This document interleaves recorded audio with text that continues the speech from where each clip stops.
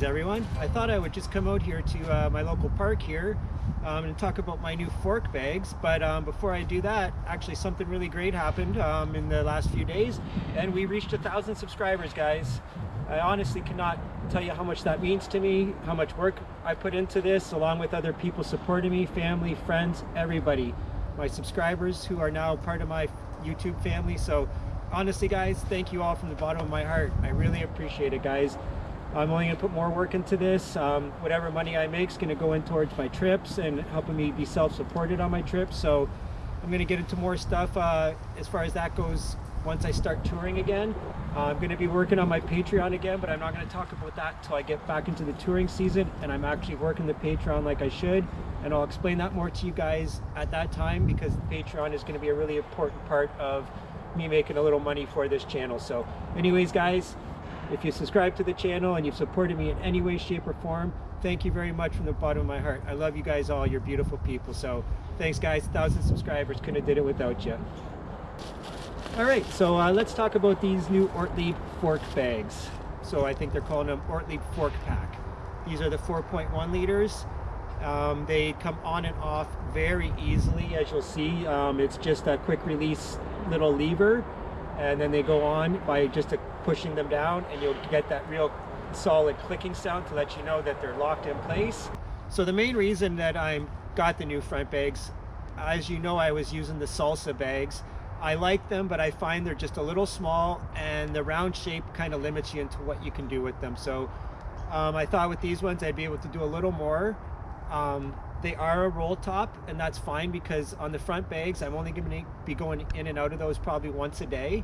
The back bags I have now are the Ortlieb Back Roller Classics, and I like them, but I may switch to the bikepacker panniers that have, instead of the roll top lid that goes on them, they're completely waterproof and everything, just like the Back Roller Classics. It's just with the back panniers, I'm always in and out of them as I go through the day. So I'd rather have ones that are way quicker to get into instead of having to roll them down, buckle, and do the whole thing, as you know if you've used them. So there's nothing wrong with the Back Roller Classics at all. They're great bags. They're super waterproof.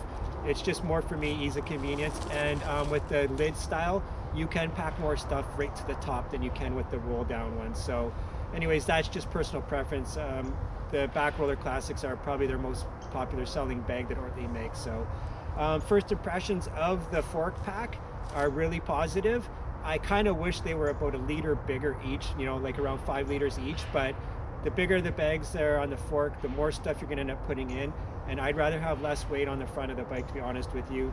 I'm making some other changes to the setup a little bit, and we'll go through those as I get the bags and kind of tweak the setup a little bit. So like I said, guys, initial thoughts on the Ortlieb Fork Pack is really positive. I think it's gonna be a good change to the setup, and I will be doing reviews on these as I go as to how the quick release system's holding up and all that stuff. So I really don't anticipate any problems. Ortlieb's kind of the benchmark when it comes to this stuff, so I'm really anticipating good things with these packs, but like I said, only time will tell. So anyways, guys, if you watched the video up to this point and you haven't subscribed, I'd really appreciate if you could do so.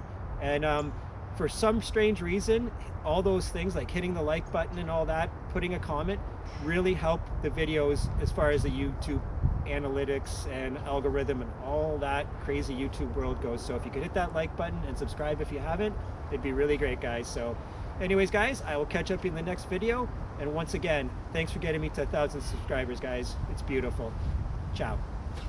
Hey guys, I'm back. I know I already signed out, but I just realized that I should have probably just showed you where I was. I'm out here at Malden Park near my house. Little nature area. I've been out here before, but yeah, it's just kind of a nice nature spot. We don't have too many of them in Windsor, but a couple little creeks running through it, mountain bike trails and paths, walking paths. There's a couple small ponds over that way.